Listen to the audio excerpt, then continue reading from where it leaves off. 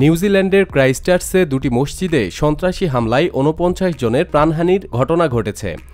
এ হামলার নিন্দা জানিয়ে নিজেদের প্রতিক্রিয়া ব্যক্ত করলেন বিশ্ব মুসলিম নেতারা।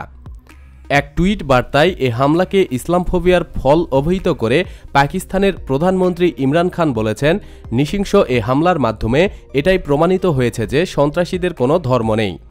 সন্ত্রাসবাদকে কখনো ধর্মের সঙ্গে মিলানো উচিত নয়, যা আমরা শুরু থেকেই বলে আসছি।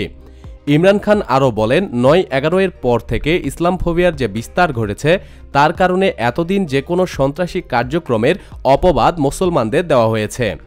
এখন যে মুসলমানদের ওপর নৃশংস হামলা হয়েছে তা ওই ইসলাম বিদ্বেষী মনোভাবেরই ফসল।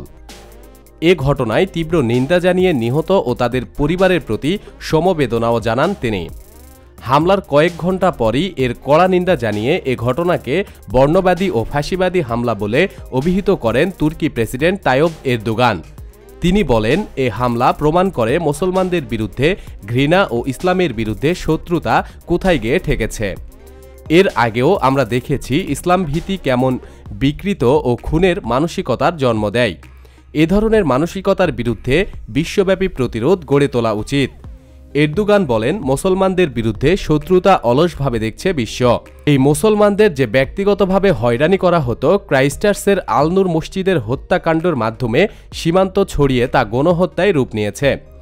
মসজিদে সন্ত্রাসী হামলার নিন্দা জানিয়ে তিনি আরও বলেন, আল্লাহ নিশ্চয়ই নিহতদের ক্ষমা করে দিবেন। আহতদের দ্রুত সুস্থর জন্য সহায়তা প্রয়োজন। এ ঘটনার কড়া প্রতিবাদ জানিয়েছে বিশ্বের বৃহত্তম মুসলিম দেশ ইন্দোনেশিয়াও। দেশটির প্রেসিডেন্ট জোকো উইদোদো বলেছেন, আমরা এ ধরনের সহিংস কর্মকাণ্ডে তীব্র নিন্দা জানাই। এক বিবৃতিতে দেশটির পররাষ্ট্রমন্ত্রী রেন্তো মারসুদি বলেছেন, ইন্দোনেশিয়া সরকার হত্যার শিকার ও তাদের শোকপ্রাপ্ত পরিবারের প্রতি গভীর সমবেদনা জানাচ্ছে। সেই সঙ্গে এ ঘটনার তীব্র নিন্দা প্রকাশ করছি। এদিকে মালয়েশিয়ার প্রধানমন্ত্রী ডক্টর মাহাথির মোহাম্মদ আশা করছেন নিউজিল্যান্ড শীঘ্রই এসব সন্ত্রাসীকে গ্রেপ্তার করবে এবং আইনের আওতায় এনে প্রয়োজনীয় ব্যবস্থা নেবে।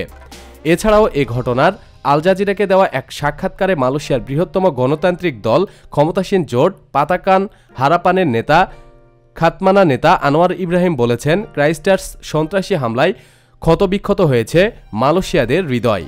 বিশ্ব মানবতা ও শান্তির জন্য এটাকে একটি ট্র্যাজেডি হিসাবে অভিহিত করেন তিনি। প্রতিদিন সব খবরাখবরের জন্য আমাদের সাথেই থাকুন এবং আমাদের চ্যানেলটি সাবস্ক্রাইব করুন। ধন্যবাদ। প্রিয় দর্শক, আমাদের দ্বিতীয় চ্যানেল সেরা নিউজ থেকে একটু ঘুরে আসুন। ভিডিওগুলো ভালো লাগলে অবশ্যই সাবস্ক্রাইব করুন। চ্যানেলটির লিংক ভিডিও ডিসক্রিপশানে দিয়ে দেওয়া হয়েছে। ধন্যবাদ।